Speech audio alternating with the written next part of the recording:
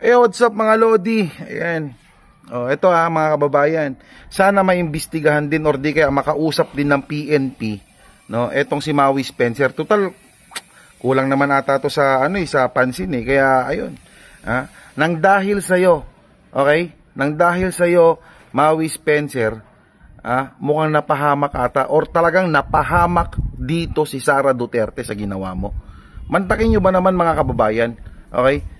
Sasabihin ba naman doon sa kay Pusit, okay, na may oplan na Romanog o Romano na uubusin yung pamilya Duterte. Alam mo nang galit yung tao, tapos babanatan mo pa ng ganon. Di ba nanunulsul ka, di ba? Sinususugan mo yung init ng tao. Kaya ayan, nakapagbitaw ng hindi maganda na booking, okay? Nalaman ng mga Pilipino, actually international na nga eh, di ba? Nalaman buong mundo, okay, na mayroon na pong kinausap etong si Sara Duterte or may kinakausap pala etong si Sara Duterte na mga hard killer, mga assassinator, di ba? Dahil sa ginawa mo, Maui Spencer. Okay?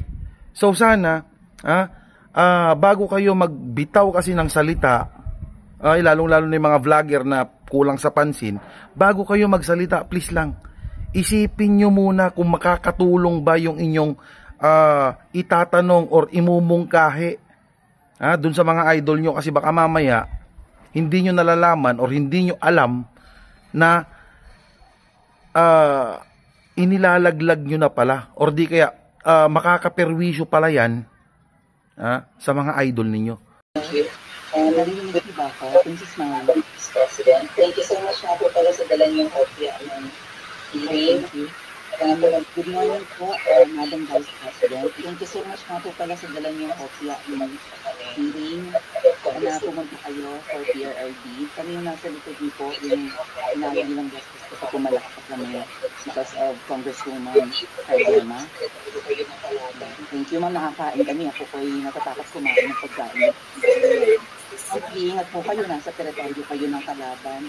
Nag-aalala po kami tayo. Kasi sila naman sila talaga yung boss ng state. You read what you talk. Mag-ingat po kayo kasi sa dinami-rami po ng inyong mga pasabog ngayong gabi, it seems like marami po talaga kayong alam about them, no? Dahil sa pagkakasama niyo sa kanila during the campaign and during the 2020 elections. Baka po mamaya kasi totoo yung mga naririnig namin or yung, I don't know if it's true, na meron daw silang Operation Romanov and nakabala kayo upusin ang inyong pamilya dahil hadlang kayo sa kanilang mga balakin in the future. So mag-ingat po kayo. Kami po kasi na kami ng EDSA Friday Crew, kami yung bumababa every Friday dyan sa EDSA because we believe yan yung tamang venue sa dinami-rami na ng problema natin.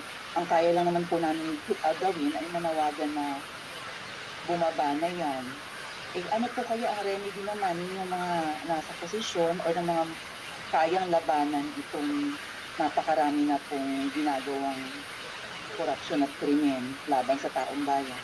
Ano po ang pwede nyo maging remedy para matapos na ito? Lalo't nagsisigaw na po ang taong bayan na mag-people power. Yes. Huwag ka mag-alala ma'am sa security ko. Kasi may kinausap na ako na tao.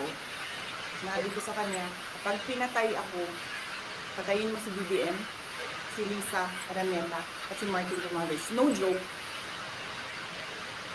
No joke. Nagbilin na ako ma'am. Pag namatay ako, sabi ko, huwag ka pamigil na. Hanggang hindi mo magpatay sila. And then he said yes.